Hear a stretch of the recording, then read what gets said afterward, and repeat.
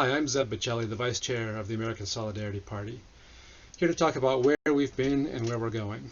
At our convention last year in 2019, we rewrote the platform and we made it more bold and more clear about where we stand on a lot of important issues, drawing on the best of American values, the solidarity of Christian democratic tradition, and the sense of the common good as understood by Christianity and many other faith traditions. This year is an election year, and it reminds us in a lot of ways of 2016, just with the volume turned up to 11 this time. We have Donald Trump again as the Republican nominee and Joe Biden as the Democratic nominee.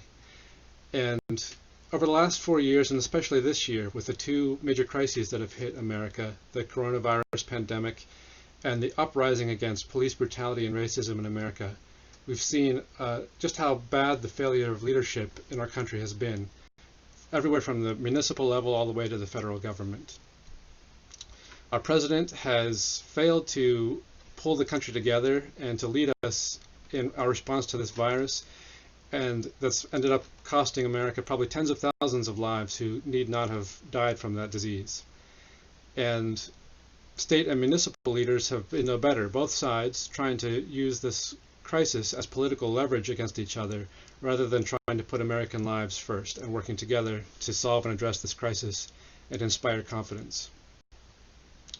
Likewise, the crisis of police brutality, which has been ongoing and recurrent for decades, has seen a new resurgence with the loss of the life of George Floyd and the strong response to that injustice that we've seen all around the country as people have risen up.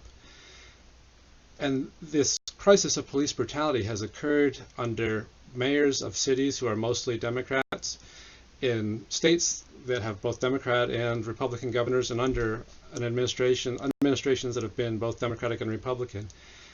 And again, instead of providing any material solutions, politicians on both sides want to provide mostly symbolic actions, gestures, and statements. And so in response, the people who are rising up against this injustice have found that their actions terminate in mostly symbolic gestures, and at this point, the indiscriminate destruction of public monuments as the only way that they can really express and find some kind of catharsis for their feelings of outrage and powerlessness. So now more than ever, this country needs solidarity politics, and it needs an alternative to the two-party duopoly, which is so morally and politically bankrupt. But unfortunately, we've seen both in the Democratic primary and in these protests around the country that grassroots movements are no match for the political machine as it is. The Bernie Sanders campaign seemed to offer a new possibility of raising funds mostly through small donations and relying on a huge grassroots movement of poor and middle or working class supporters all around the country.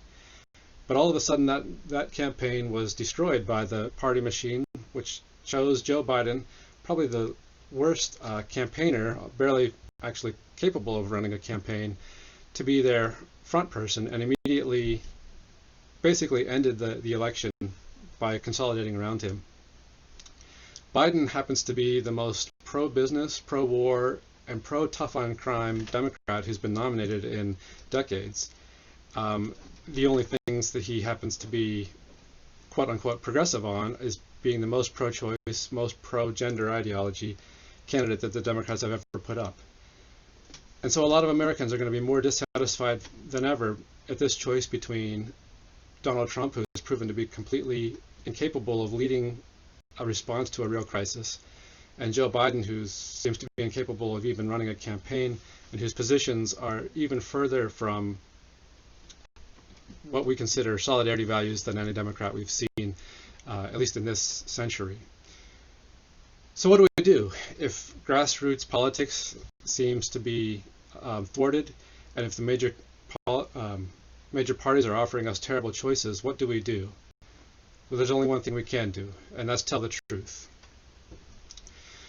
The American Solidarity Party, it's no secret, is not going to win the presidency this year.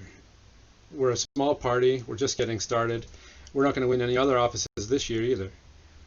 But what we're here to do is not to win power right now. What we're here to do is tell the truth and to give Americans of good conscience a way to stop participating in the lies and deceptions of the duopoly, and to have somebody, some party, some group of solidarity that tells the truth that they know about what is good and what is right.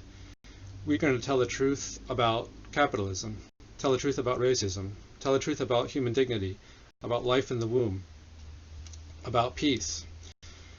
And if that's all we can do right now, that's enough. If we stand up and boldly and unashamedly and without fear tell the truth about what is justice, what is solidarity, what is the common good, to our friends, to our family members, and to our party's followers, we can show that you don't have to give in and choose the lesser of two evils, especially when they are as evil as the two major parties and their candidates are this year.